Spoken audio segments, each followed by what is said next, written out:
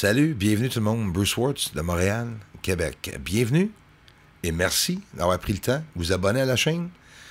Merci pour le grand support que vous donnez et de toutes les manières que vous le faites. Ça, c'est le soleil, les amis, le 1er février 2022, hier. Et j'ai aussi filmé le soleil aujourd'hui, donc le 2 février 2022. Mais regardons le soleil d'hier. La tâche numéro 2936, celle-ci. Ça, c'est qu'est-ce qui a causé la tempête géomagnétique qui est supposée de frapper la Terre. Aujourd'hui, en passant, les amis, si vous n'êtes pas au courant, il y a une journée ou deux, il y a 2 jours, il y a eu une explosion sur le soleil de, encore une fois, cette tâche-là, le 2936.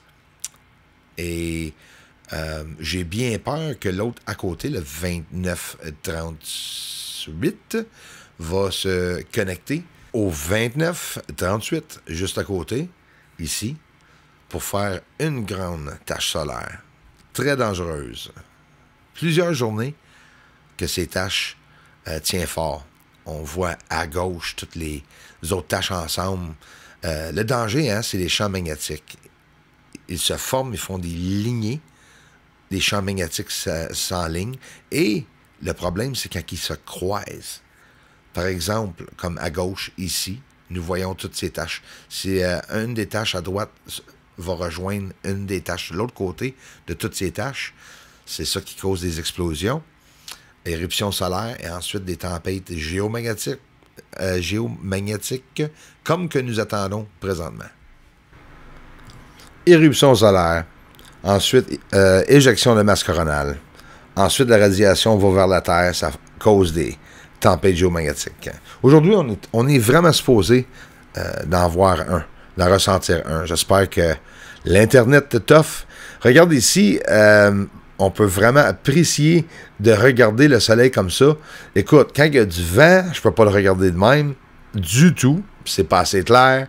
Des fois, le plasma sur le soleil cause tout être embrouillé.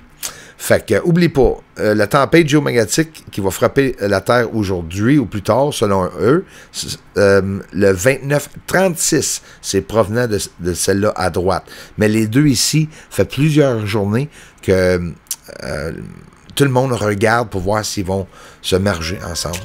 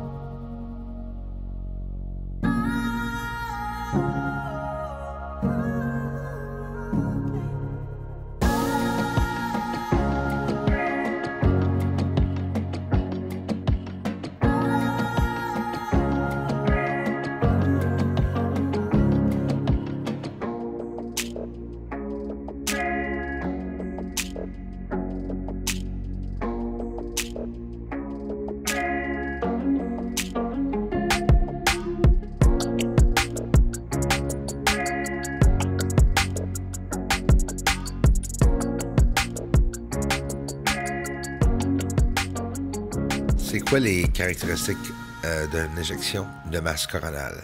Souvent aussi, comme je vous ai dit, liées aux éruptions solaires. Les EMC sont des phénomènes à grande échelle aussi. C'est pratiquement encore inconnu, les amis. Il n'y en a pas eu assez pour qu'on les étudie, ou une assez grosse pour qu'on les étudie. Puis malheureusement, mais qui est une assez grosse, peut-être on n'aura plus la chance de documenter tout ça. Leur taille peut atteindre plusieurs dizaines de rayons solaires.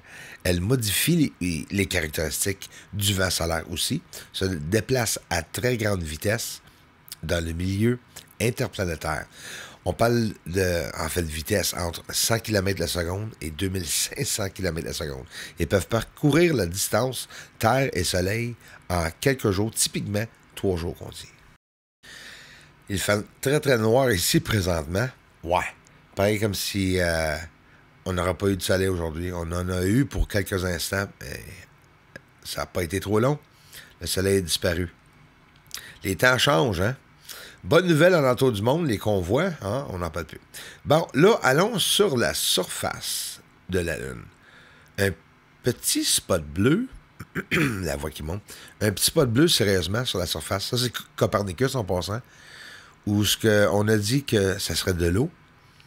Et c'est quoi ces structures ou les objets? Regarde ici dans le bas, mais aussi dans le haut, surtout en haut à droite.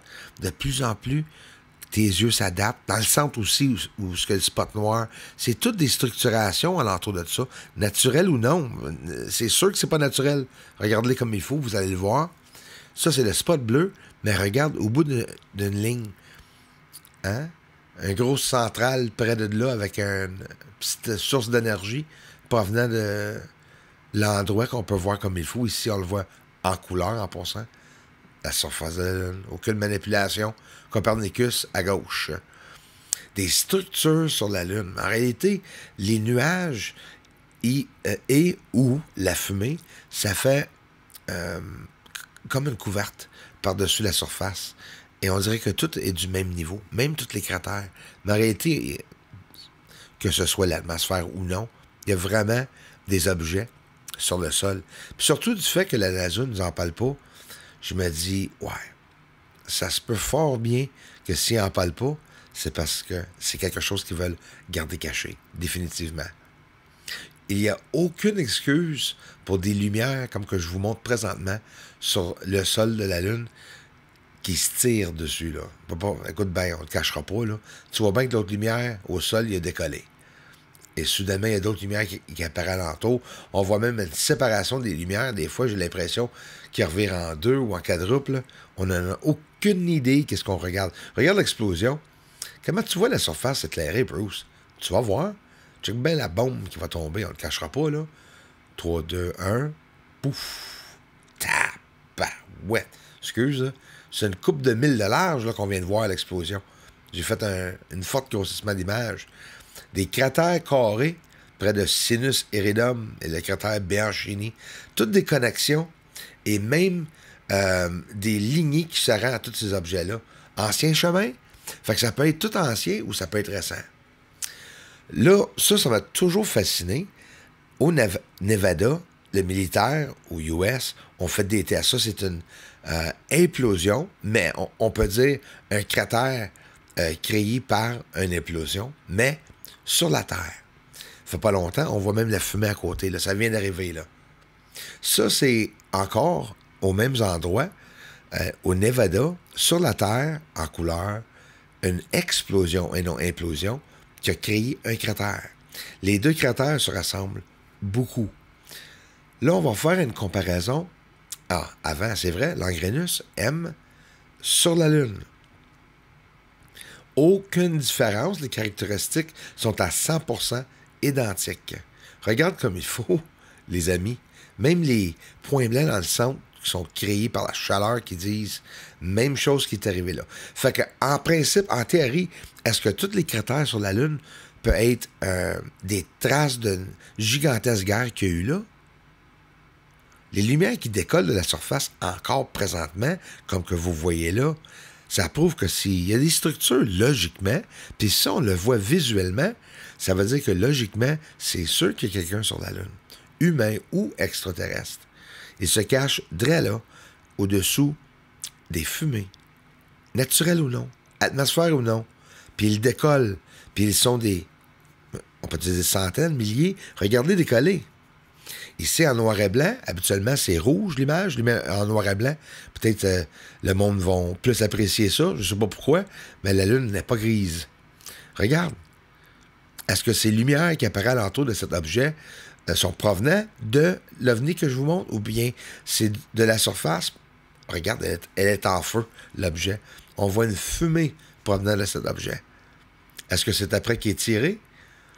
Une fumée qui provenant de cette terre. Regarde, là, on le voit très, très bien. On a des chemtrails ici, sur la Terre. Ben, est-ce qu'il pourrait y avoir des genres de chemtrails sur la Lune. Bruce, t'es un malade. Les amis, merci vraiment bien gros, bien fort pour le grand support que vous donnez à cette chaîne. À bientôt.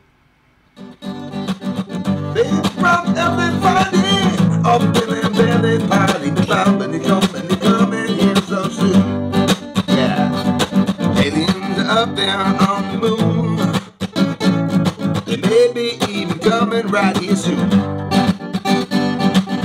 Aliens are mining on the moon, yes they are up there. Doesn't matter 'cause disclosure's coming soon.